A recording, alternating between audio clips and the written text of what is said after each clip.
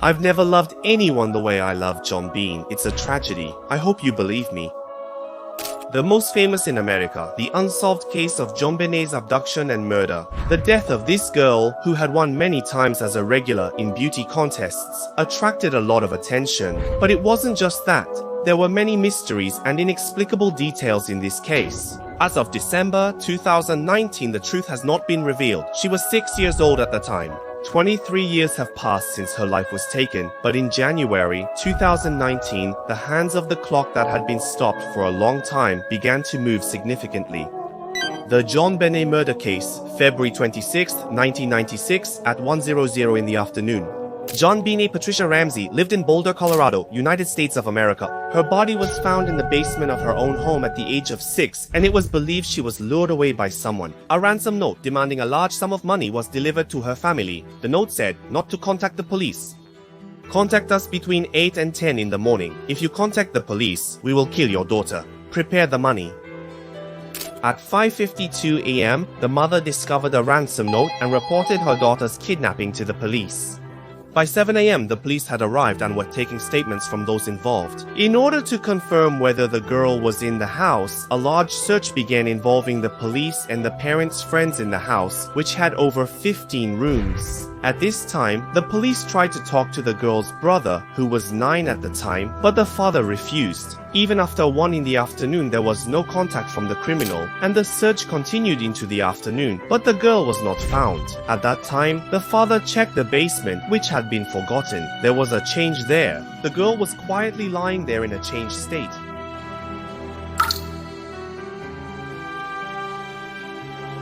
The girl was found. As a result of the examination conducted on December 27th of the same year, the cause of her death was asphyxiation due to being strangled. Her mouth was sealed with duct tape, which is stronger than gum tape, and there were 2 horizontal blows to the head.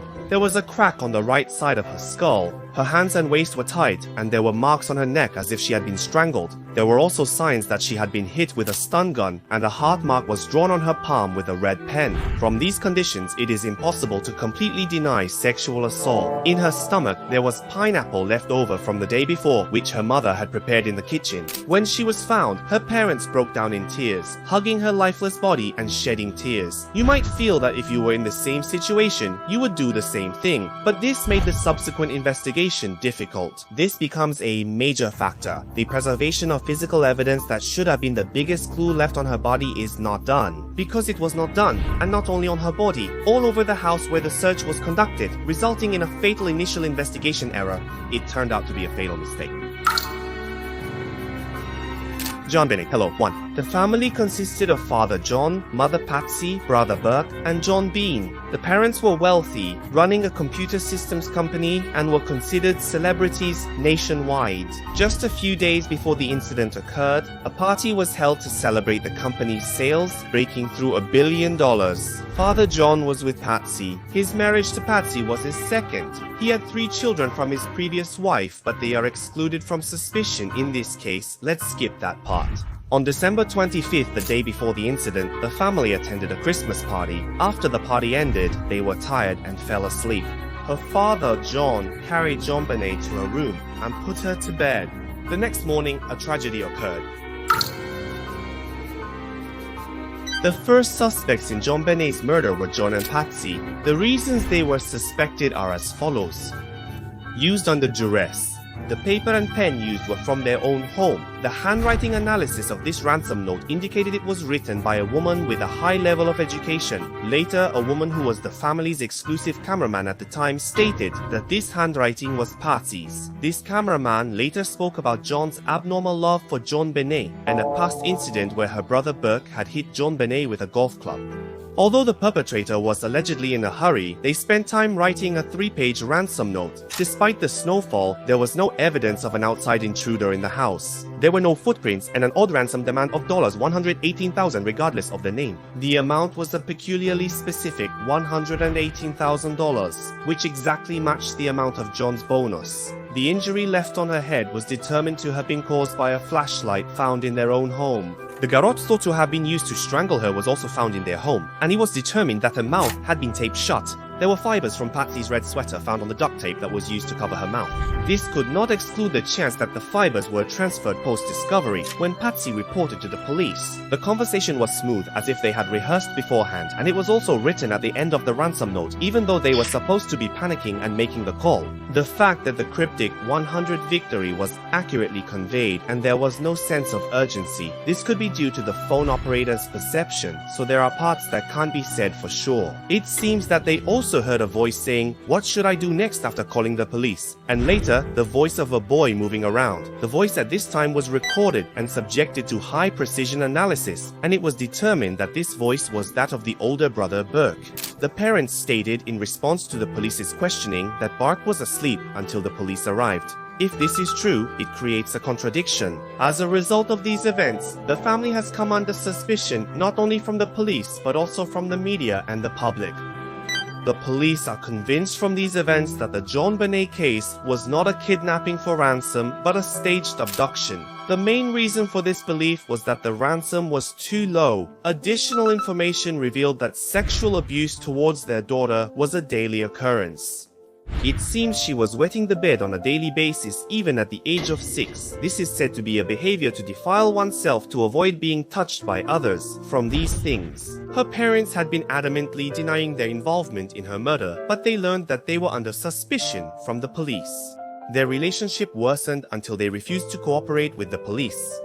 The police also failed to find conclusive evidence. Time passed without being able to identify the culprit. However, about 2 years after the incident, in October 1998, hair and glue collected at the crime scene were analyzed using the identification technology of the time. It was announced by the parents' lawyer that they did not match the DNA of anyone. That's all for now. Let's briefly look back at the timeline from the incident to 1998, when the innocence of the parents was temporarily proven.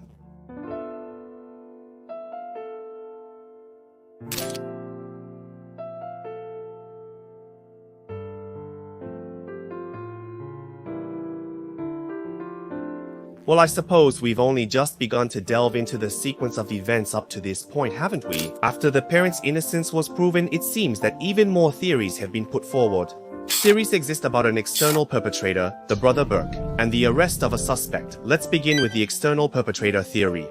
The police were suspicious of the parents, but they also pursued the line of investigation that the crime was committed by someone from outside. They were looking for theories that suggested an external perpetrator until 1998. These are the evidences.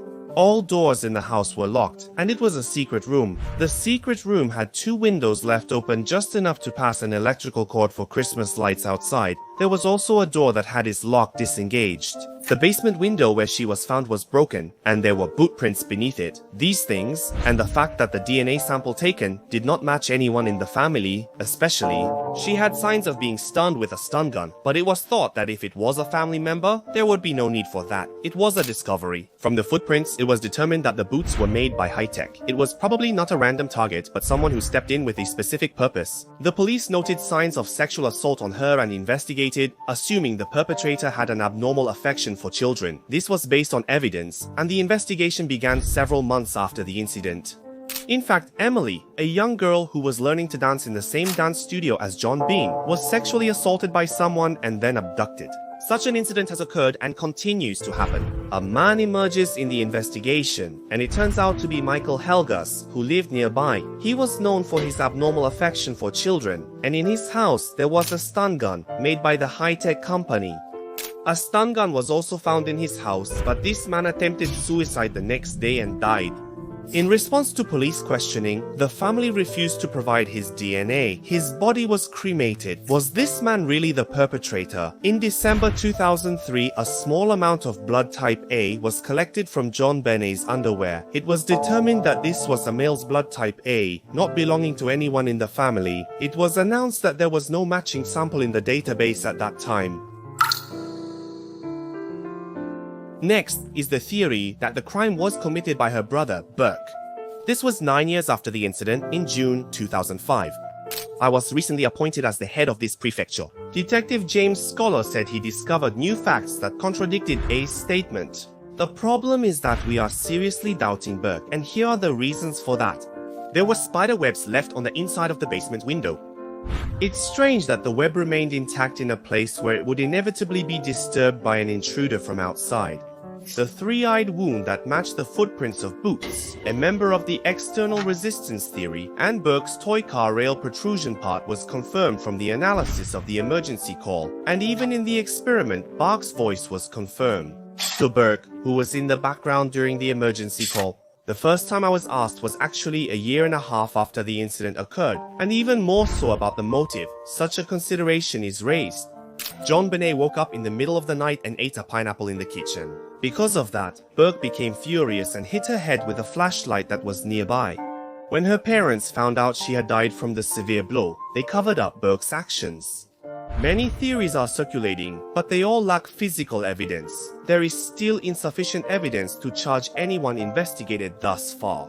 Steve Thomas, an ex-criminal who led the case, published a book theorizing that Patsy, the mother, accidentally killed JonBenet in a fit of rage and covered it up with John's help. This shocking revelation led to a defamation lawsuit against Thomas, which he lost. There was also a precedent where a settlement was reached outside of court.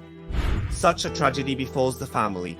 On June 24, 2006, Patsy, the mother, passed away at 49 due to uterine cancer. The truth about JonBenet's death remained unrevealed, but Patsy was innocent. You would think so, but on August 16th of this year, the family is greeted with a shocking development. Just imagine. In Bangkok, Thailand, a man who confessed to the murder of JonBenet appeared and was arrested. This man's name was John Mark Carr, an American and a teacher. He was at the scene when JonBenet died, and he said her death was an accident. He was immediately extradited to America.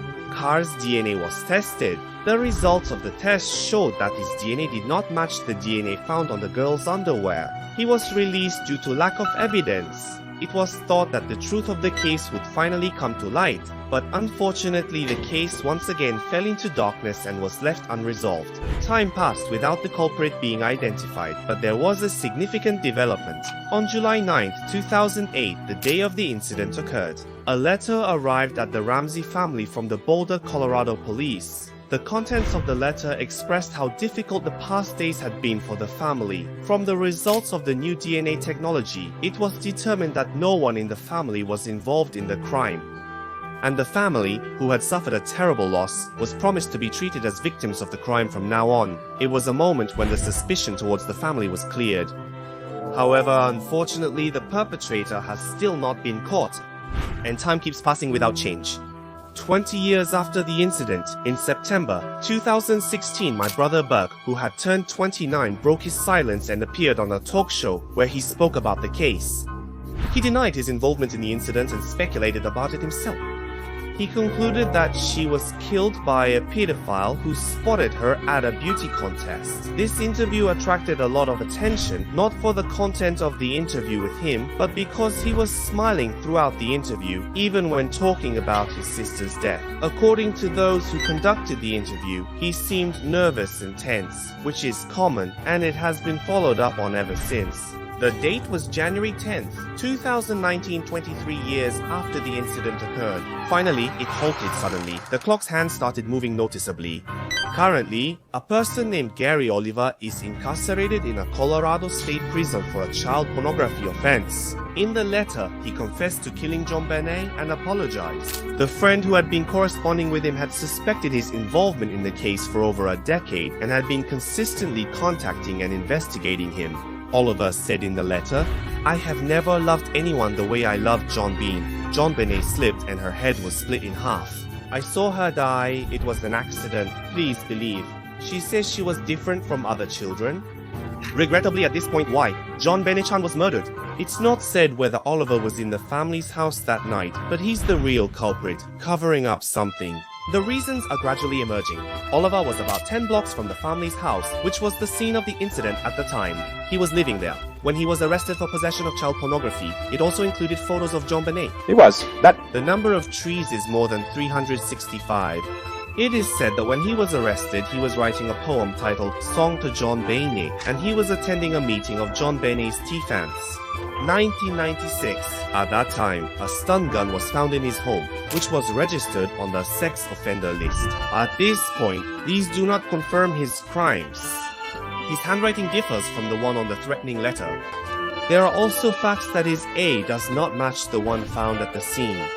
Regarding the identification, the police admit that there was a mishandling at the scene, and as a result, they cannot necessarily say that it is correct.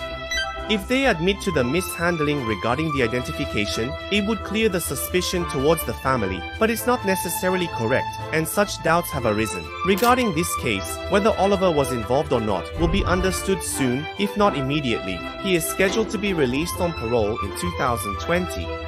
Currently, the police are investigating his involvement in this case and plan to proceed with the adoption of advanced DNA testing and questioning after his parole. After the incident, he was seen with suspicion from the public and his post-release period was under scrutiny. John, the father, loses his credit and company. Most assets will remain, but this will occur.